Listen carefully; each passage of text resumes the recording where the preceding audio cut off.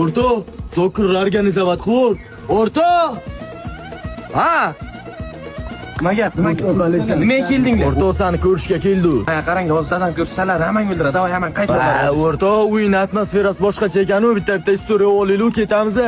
O'ylasanlar, hozirdan ko'rsalar. O'rta, ilovlar vodiysi huvlab qoldi-da.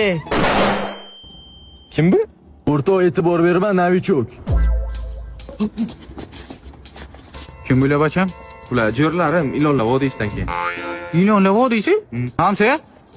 O tez uyuma keling, uyim küçük xona bo'ldi. Tez keling. Nima chaqiringiz tinchlikmi? Nima qarang, küçük bossy, küçük. Qanday qutulamiz bularni? Küçük otar nima deyapsiz siz? Jillamisiz hozir kuchuk otib bo'lmaydi-ku. Ketmayganmi bular so'raqan? Tez. Yaqinla endi qachon anaqa ilonlar vodiysiga razvorot. O'rta, bizda razvorot yo'q, to'lka period. Dada, amaki bular olib ketmay ekan, bir-ikki oy qolmoqchi ekan sher. Bitta yo'li bor. Qani kel. Uyingizda kalbasa bormi? Vo, qancha ish qilib ish beradimmi? Javob. Bolla, abid. Rahmat amaqqi.